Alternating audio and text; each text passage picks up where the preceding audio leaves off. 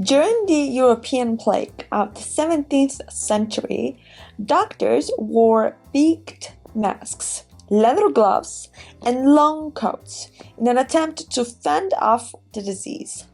Their iconic and menacing look was portrayed in the 1656 engraving of a Roman doctor, and it is still recognizable today.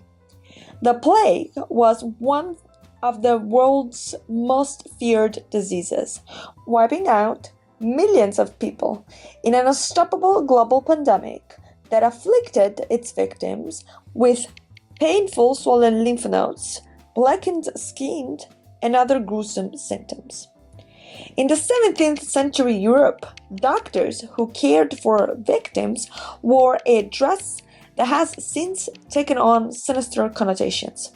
They covered themselves from head to toe and wore a mask with a long beak, that, in other words, of a bird.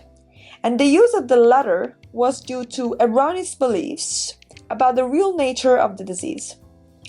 What doctors at the time would do, mostly based on these false beliefs on the plague and the real nature, the real causes of the plague, was to basically run around and prescribe these supposedly protective mixtures and antidotes for the plague.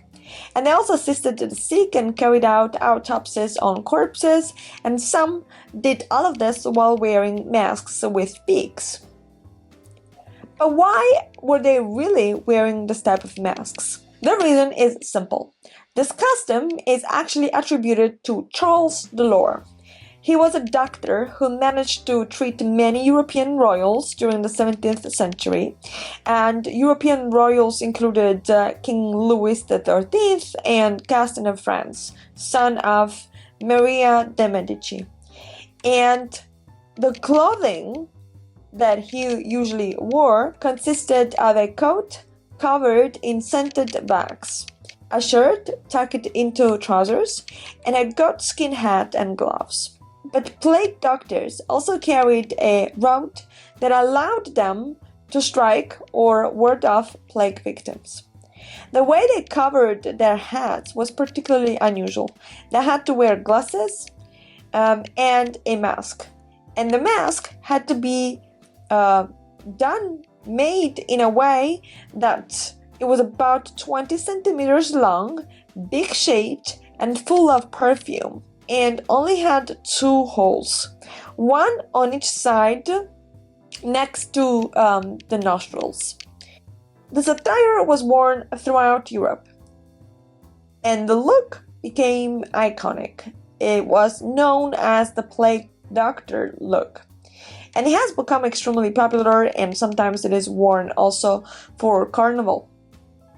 But the prohibitive attire wasn't just a fashionable interpretation of the specter of death, but it was intended to protect doctors from miasma.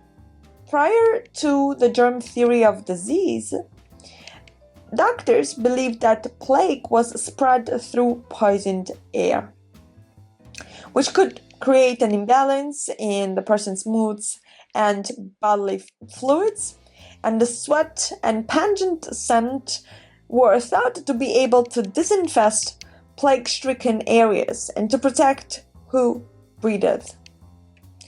Bouquets of flowers, incense, and other perfumes were thus a lot common at the time.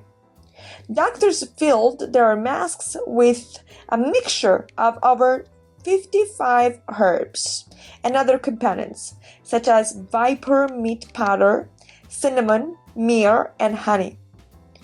Delorme thought that the big shape of the mask meant that the air had enough time to soak in the protective herbs before hitting the doctor's nostrils and lungs.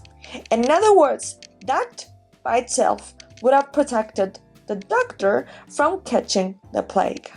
Now, nowadays we do know that the plague was caused by Yersinia pestis, and that is a bacterium that can be transmitted from animals to humans and through flea bites, contact with contaminated fluids or tissues, and also through inhalation of infected droplets.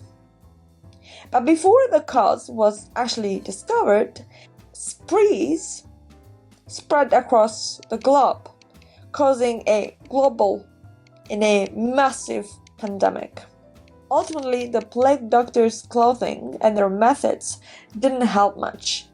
And unfortunately, this therapeutic strategy of early modern plague doctors did very, very little to prolong life, alleviate suffering, or produce effective cures.